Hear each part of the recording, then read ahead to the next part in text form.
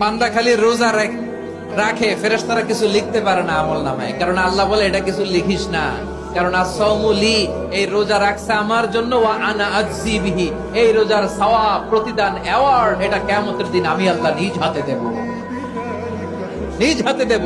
আরেক বর্ণনায় এসেছে ওয়া আনা উজজা বিহি, আমি আল্লাহ নিজেই হয়ে যাব রোজার প্রতিদান। সুবহানাল্লাহ পড়েন।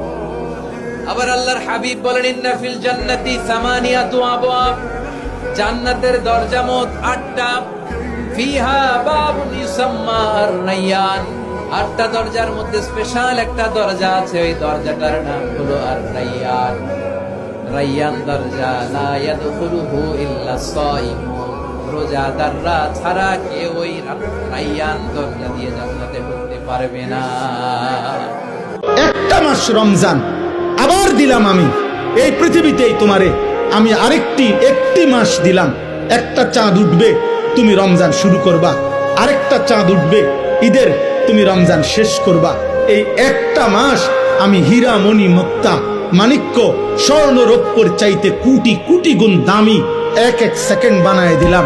এবার তুমি বান্দা, তোমার যে বললাম আমি মাফ করতে চাই বান্দা, আমি না বলছি তোমারে জান্নাত দিতে চাই, চলো বান্দা এই মাসটা কমপক্ষে কদর করো। তুমি সেজদা দিবা একটা, আমার ফেরেশতা উঠাবে 70টা। তুমি ডাকবা একবার, ফেরেশতা লিখবে 70 বার। খোদার কসম এটা না, সুবহানাল্লাহ আরো আছে, মানে হইলো 70 বার হইলো প্রথম। আল্লাহ তাআলা কোরআনে আছে, হাদিসে আছে, প্রত্যেকটা নেকি লেখার সময় রমজানে ফেরেশতা তো আল্লাহকে জিজ্ঞেস করবে আল্লাহ 70 লিখবো, আল্লাহ বলবে না আরো বাড়াইতে হইব। কেডা নাম কও? আব্দুল আউয়াল। আচ্ছা তো লেখ 700 লেখ। ও না না 7000 লেখ, না না 70,000 লেখ, না না 7 লক্ষ লেখ, এক সেজদা 70 লাখ লেখ। কসম আল্লাহর তাফসীরে আছে। শক্তিশালী একজন নবী ছিল, উনি মালাকুল মাউতকে বলেছিলেন, মালাকুল মাউত আমার মৃত্যুর সামান্য কিছু আগে আমারে বইলো, আমার একটা কাজ আছে। মালাকুল মাউত মৃত্যুর কিছু সময় আগে এসে বলল, সুলাইমান সময় শেষ, অল্প কিছু সময় বাকি, কি করবেন করেন। সাইয়েদনা সুলাইমান জিনদেরকে ডাকলো, জিনেরা বিশাল একটা প্রজেক্ট আছে, প্রজেক্টে কাজ শুরু করো। আর কিছু জিনকে বলল চারদিকে গ্লাস ফিটিং করে একটা রুম বানাও। সাইয়েদনা সুলাইমান আলাইহিস সালাম গ্লাস ফিটিং করা রুমের ভেতরে ঢুকলেন। এই রুমে ঢোকার দরজা নাই, হাতে একটা লাঠি নিলেন, লাঠির মধ্যে ভর করে দাঁড়িয়ে রইলেন আর জিনদের দিকে তাকিয়ে রইলেন। জিনেরা এত বদমাশ ছিল, সাইয়েদনা সুলাইমান দাঁড়িয়ে না থাকলে কাজ করতো না, দাঁড়ায় না থাকলে আজও লোকজন কাজ করতে চায় না, ঠিক কিনা? সুলাইমান আলাইহিস সালাম লাঠির মধ্যে ভর দিয়ে দাঁড়িয়ে রইলেন আর বললেন কাজ করো। জিনেরাও কাজ শুরু করলো। ওদিকে মালাকুল মাউত এসে বলল, সুলাইমান সময় তো শেষ। সুলাইমান বলে সমস্যা নাই, রূহ কবজ করে। মালাকুল মাউত ওইভাবে লাঠিতে ভর দেওয়া অবস্থায়, দাঁড়ানো অবস্থায় সাইয়েদনা সুলাইমান আলাইহিস সালামের রূহ কবজ করে নিলেন। উনি এমন ভাবে দাঁড়িয়েছেন, রূহ চলে গেল, লাশ হয়ে দাঁড়িয়ে রইলেন, লাঠির মধ্যে দাঁড়িয়ে আছেন, জমিনের মধ্যে লুটিয়ে পড়ে নাই। সুবহানাল্লাহ। জিনেরা মনে করছে বস দাঁড়ায় আছে, কাজ করতে হবে, করতে করতে পুরা প্রজেক্টের কাজ শেষ। ইন দ্য মিন টাইম ঝিঝি পোকা, উই পোকা সুলাইমান আলাইহিস সালাম লাঠির ভেতরে ঢুকে লাঠিও খেয়ে ফেলেছে। সাইয়েদনা সুলাইমান আলাইহিস সালাম ধপাস করে জমিনে পড়েছে। আর জিনেরা কয় হায় হায়, খালি খালি কাম করছে এতদিন। সুবহানাল্লাহ কইবেন না? এই বাঙালি দাঁড়াও। বাঙালি একটা আসছে, আসার পরে বলছে কিয়া হ্যায়, বলে কাঁঠাল হ্যায়। এখন ওর কাছে কাঁঠাল যাহা হ্যায় তরমুজও তাহা হ্যায়, ও চিনে নাকি? बोलचे कटहल है, बोले क्या करता है, बोले इसको खाता है। तो बोलছে कब खाता है, কখন খায়। আর বাঙালি পড়ছে মুশকিলের, কেমনে বুঝায় কখন খায়। বাঙালি সহজ করে বলছে जब ढप ढप करता है तब खाता है। কাঁঠাল ঢপ ঢপ করলে খায় না, পাকলে ঢপ ঢপ করে না, ওই জন্য বুঝাইছে जब ढप ढप करता है तब खाता है। এখনো জিজ্ঞাসা করছে আবি দেখো ঢপ ঢপ করতা হয় কে नहीं है। বাঙালি চিন্তা করছে আরে বেকুবের বেকু, এখনো আমাদের জ্যৈষ্ঠ মাস আসতে 3 মাস বাকি, এখন কয় কাঁঠাল ঢপ ঢপ করতে।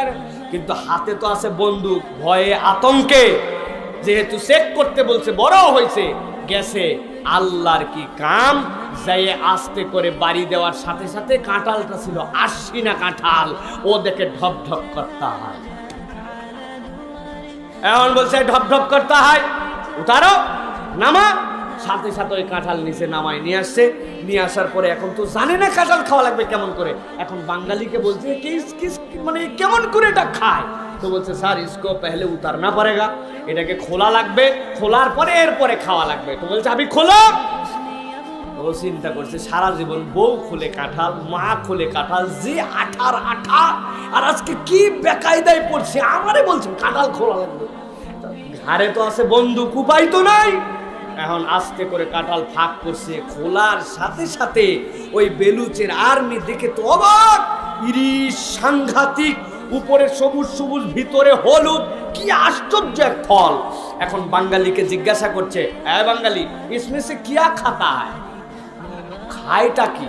বাঙালি চিন্তা করছে বেটা ফল চিনো না, নামাইছো আমারে দিয়ে বেকায়দা, এটা পাকা পাইছো, হাত আঠায় জর্জরিত মাকাইছো, আবার কিয়া খাতা হয়তো খাওয়াচ্ছি না। বাঙালি তখন বলছে এই যে বড় বড় যেগুলা রোয়া আছে না, আপনারা কি বলেন কাঁঠালের? কোয়া বলে, এইগুলা কোয়া, যে এ बढ़िया बढ़िया जो কোয়া है इसको बीची कहते हैं, इसको नहीं खाता है। তো বলছে जिसको नहीं खाता है इसको फेंक दो, যেটা খায় না এটা ফেলে দাও। সাথে সাথে যতগুলা রোয়া ছিল সব সামনে চুলা ছিল, চুলার মধ্যে ফেলে দিছে। এখন দেখে তোর মধ্যে কিছুই নাই রে, বলে খাতা হয় কেয়া। এখন বড় বড় ওই যে রোয়ার পাশে চাবি থাকে অনেকগুলো, আপনাদের এলাকায় কি বলে জানি না, ফতনা বলে, চাবি বলে, কাঁঠালের রোয়ার পাশে থাকে না চিকন চিকন, এর ভিতরে কোনো দাল নেই, বলে ইসকো খাতা হয়। ওই চিন্তা করছে কি আজব দেশ, কি আজব ফল, এত বড় বড় বলে বিসি, আর এই টুকটুক এইটা বলে খায়। তো এখন দু একটা যেইগুলো এইগুলা থাকে ওগুলো খুব মিষ্টি হয়, একটা তুলে দিছে, বলছে দেখেন খায়। ও একটা মুখে দিয়ে দেখছে, হ্যাঁ অনেক মিষ্টি, একটা একটা করে তোলে, আর বাঙালি আস্তে আস্তে করে চলে যাচ্ছে যে বাবা খুলে দিয়ে গেছে, এখন তুমি খাও। একটা করে খায়, একটা করে খায়, ভালো লাগে। চিন্তা করছে এইরকম করে কতক্ষণ খাওয়া যায়, আস্তে করে গোটা কাঁঠালের ইয়ে তুলে পুরাটা মুখ দিয়ে খায়। এখন যখন মুখে দিছে, ওর তো গোপ বড়, দাড়ি লম্বা, খানিকক্ষণ পরে আঠায় মাখামাখি, এখন টান দিয়ে দেখে মুখ নাহি খুলতা হয়। ডাক দিয়েছে বাঙালি, ইধারা ইধারা। বাঙালিদের বন্দুক তাক দিয়ে দিক আসছে, বলে কিয়া খিলায়া, अभी तो মুখ নাই খুলতা হয়। বলছে সারে কোই মুশকিল কা বাতই নাই, এটা কোনো ব্যাপার হলো? কাঁঠালের আঠা লাগলে কি করা লাগে ভাই? সরিষার তেল দিয়ে কাপড় দিয়ে ডলা দিলে ক্লিয়ার, ঠিক কিনা? ও চিন্তা করছে বেটা ফল ছিল না, খাওয়া দিয়ে গেলাম, লোভ সামলাতে না পারে পুরাটা মুখে লাগাইছো, দাঁড়াও। বলছে ये कोई बात नहीं है, इसको उठाना एकदम इजी है, आपका चूल्हा के अंदर जो छाई है ना, इसको लेके यहाँ पे डल दो, उठ जाएगा। ভাই রে ভাই, খ্যার পুরানো ছাই, যা ধারের ধার, জানেন তো আপনারা, খড়ের ধার, ওই ছাই বুদ্ধি দিছে। এখন ওর তো উপায় নাই, আস্তে করে তুলে মুখের মধ্যে ডলা দিছে। ছাইয়ের ডলায় কতক মোষও নাই, কতক দাড়িও নাই।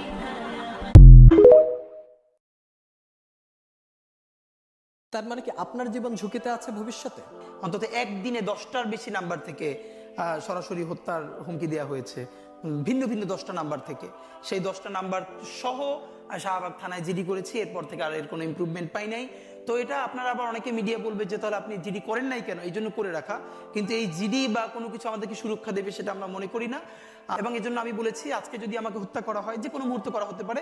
আমি আমার বন্ধুদেরকে ইনকিলাব কালচারাল সেন্টারে সেদিনকে আমরা সবাই বসে বলেছি যে আল্লাহ যদি আমাকে আগে নিয়ে যায়, তারপর তোমাদের করণীয় কি। আমি আমার পরিবার এবং আমার ভাই বন্ধুদেরকে ডেকে বলেছি যে আল্লাহ আমাকে নিয়ে গেলে করণীয় কি হবে। বরং আমি আমার পরিবারকে বলেছি যে আমার সন্তানের এখন বয়স 7 মাস, আল্লাহ আমাকে নিয়ে গেলে ওকে যেন ওভাবে প্রস্তুত করা হয় যে এই দখলদারিত্বের বিরুদ্ধে লড়তে হবে। আল্লাহ ওকে যদি বড় করে ওর সন্তানও দখলদারিত্বের বিরুদ্ধে লড়বে, এই স্পিরিট যেন ওকে দেওয়া হয়, এটা আমি আমার পরিবারকে বলেছি। সে আছে। আর একটা মজার ব্যাপার হলো যে আমি যখন ইনসাফের লড়াই করি তখন তো সেখানে পরাজয়ের কিছু নেই।